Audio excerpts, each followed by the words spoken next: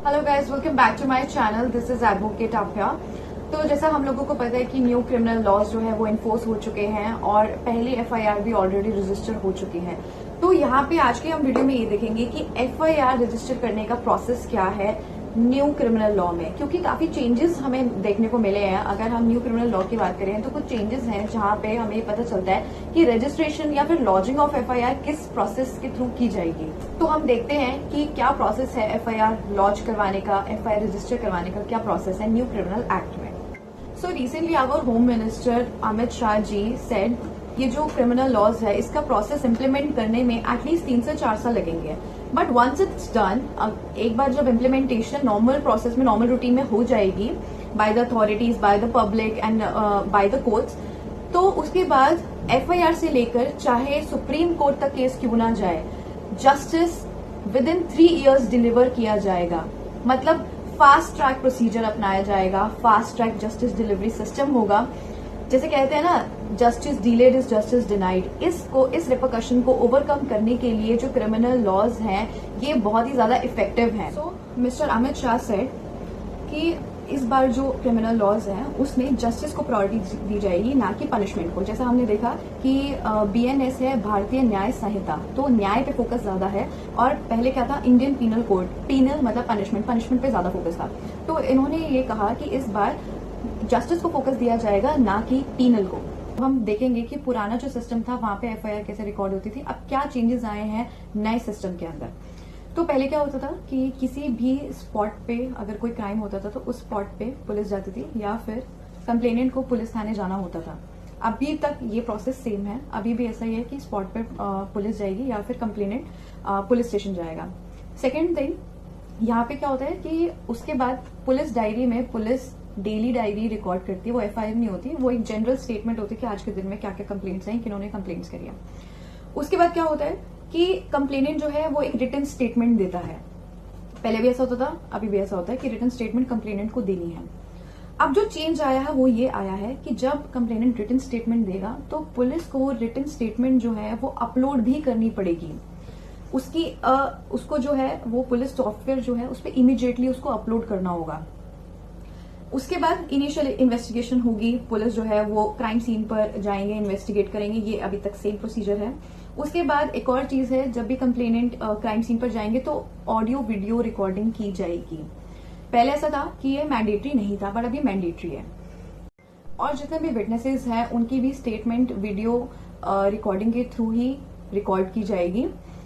उसके बाद जितनी भी इंफॉर्मेशन है वो एक एप्लीकेशन पे अपलोड की जाएगी, जिस एप्लीकेशन का नाम है ई प्रमाण एप्लीकेशन। वहां पे ये सारे डॉक्यूमेंट्स जो हैं वो वीडियो रिकॉर्डिंग जितनी भी है, चाहे वो विटनेसेस की हो, क्राइम स्पॉट पर हो, ये सारी चीजें अपलोड की जाएंगी। उसके बाद ये प्रोसीजर सेम है पहले भी और अब भी कि अगर कोई कंप्लेनेंट है या फिर विक्टिम है तो उनका मेडिकल प्रोसीजर किया जाएगा, उनका मेडिकल ट्रीटमेंट करवाया जाएगा। इन केस अगर उनको कोई इंजरी हुई है तो वो भी यहाँ तक बिल्कुल सेम है। उसके बाद है जो डॉक्टर्स की रिपोर्ट है उसको भी ऑडियो वीडियो मीन्स के थ्रू ही रिकॉर्ड किया जाएगा कि डॉक्टर्स की क्या ओपिनियन है ट्रीटमेंट को लेकर या फिर इंजरी को लेकर। ये सारे ऑडियो वीडियो रिकॉर्ड के थ्रू ही रिकॉर्ड की जाएंगी, एविडेंस लिया जाएगा। और जब एक बारी सारे इवेंट्स कलेक्ट हो जाएंगे, सारी चीजें एसर्टेन हो जाएंगी, तब जाके बीएसए के अंडर एफआईआर जो है वो दर्ज की जाएगी।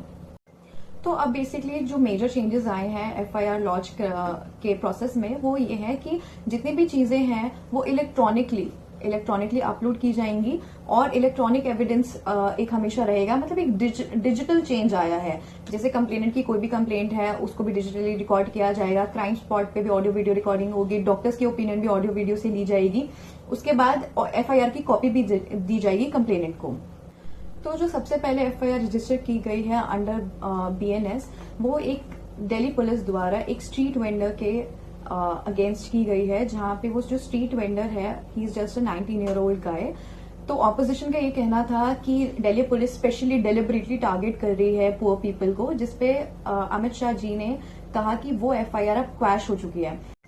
तो जो फर्स्ट एफआईआर है वो सेक्शन नंबर 285 ऑफ बीएनएस के अंडर रजिस्टर की गई थी, जहां पे ये होता है कि अगर आपका कोई भी प्रॉपर्टी है, कोई भी प्रॉपर्टी इन पोजीशन है और उसकी वजह से अगर कोई न्यूसेंस पब्लिक वे में कोई न्यूसेंस क्रिएट हो रहा है या फिर ऑब्स्ट्रक्शन या इंजरी हुई है किसी को, तो ये जो पनिशमेंट है वो है which can extend to up to 5,000 rupees. तो ये 280 सेक्शन नंबर 285 ऑफ बीएनएस के अंडर ये एफआईआर रजिस्टर की गई।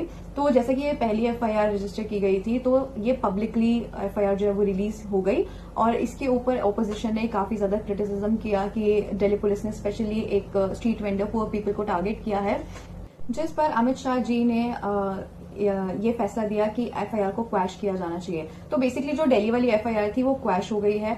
तो अब जो फर्स्ट एफआईआर है वो ग्वालियर मध्य प्रदेश में रजिस्टर गई है। Official first FIR under the new criminal act वो अब ग्वालियर मध्य प्रदेश में रिकॉर्ड की गई है, जहां पर किसी मोटरसाइकिल के थेफ्ट का जो केस था 1.8 लाख समथिंग का थेफ्ट था अबाउट मोटरसाइकिल, वो रजिस्टर किया गया और जो स्ट्रीट वेंडर के अगेंस्ट एफआईआर थी उसको स्ट्रक डाउन किया गया। सो बेसिकली ये थी स्टोरी जो फर्स्ट एफआईआर जो रजिस्टर की गई है अंडर न्यू क्रिमिनल एक्ट में।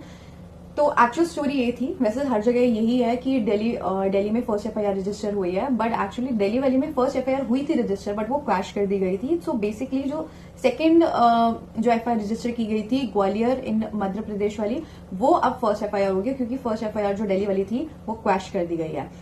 तो इसीलिए कंफ्यूजन इतना ज्यादा होता है कि दिल्ली में फर्स्ट एफआईआर दर्ज की गई है या फिर किसी और स्टेट में। तो basically it's now the Madhya Pradesh जहां पे first FIR of theft is registered under BNS. So that's all for now. Thank you so much for watching this video and please do subscribe our channel and share this video. Thank you.